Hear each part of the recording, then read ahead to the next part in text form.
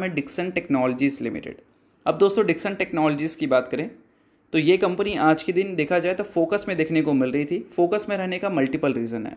Company से related multiple news हमें सुनने को मिल रही है। एक एक करके सभी न्यूज़ को समझते हैं।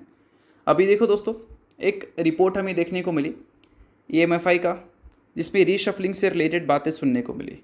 और यहाँ पर ये चल रही हैं कि स्विगी और डिक्सन टेक्नोलॉजी जो है अभी के टाइम पे तो मिड कैप कैटेगरी में आती है, बट आने वाले कल में ये कंपनी को लार्ज कैप कैटेगरी में शिफ्ट किया जा सकता है। और वही SDB फाइनेंशियल सर्विसेज, जिसका रिसेंट हमें IPO देखने को मिला था, वो मिड कैप सेगमेंट में एंट्री लेती हुई नज़र आ सकती है।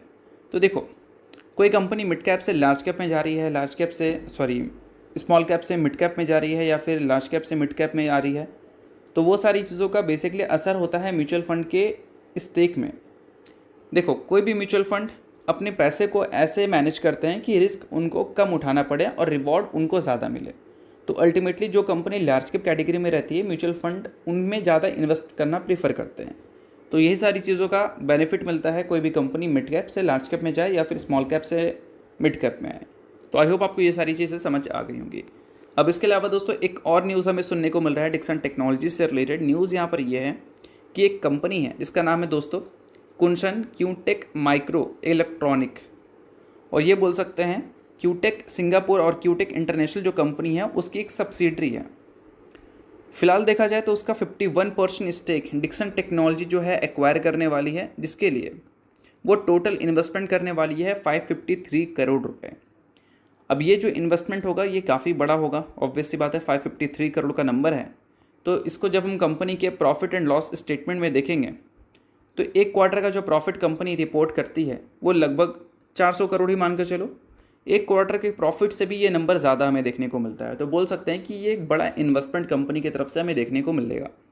बट सबसे इंपॉर्टेंट बात, जब कंपनी के कैश इक्विवेलेंट्स को हम देखें तो वहाँ पर हमें कंपनी के कैश इक्विवेलेंट्स उतने बड़े देखने को नहीं मिलते हैं जितना बड़ा इन्वेस्टमेंट कंपनी यहाँ पर करने वाली है।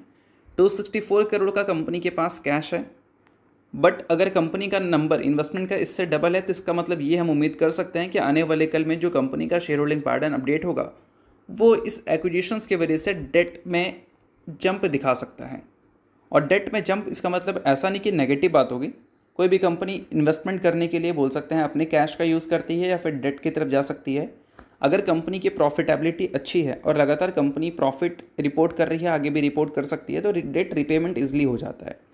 तो डेट इशू नहीं है, बट डेट को अच्छी तरह से एनालिसिस करना इंपॉर्टेंट बन जाएगा। अगर आप डिक्सन टेक्नोलॉजी के इन्वेस्टर हैं तो इस चीज़ को ध्यान में रखना। और साथ में दोस्तों कंपनी का जो करंट मैनेजमेंट है उनके हिसाब से अगले 3 सालों में डिक्सन टेक्नोलॉजी का जो करंट रेवेन्यू है वो लगभग 2.5 गुना होने वाला है। मतलब अगर अभी कंपनी 1000 करोड़ का रेवेन्यू रिपोर्ट कर रही है तो अगले 3 सालों में वो लगभग 2500 करोड़ तक होगा। ऐसा यहाँ पर कंपनी के मैनेजमेंट का कहना है मल्टीपल बेसिस पे। तो उन सारी चीज़ों को भी आप एक बार रीड डाउन कर सकते हैं, काफ़ी वैल्यूबल हैं।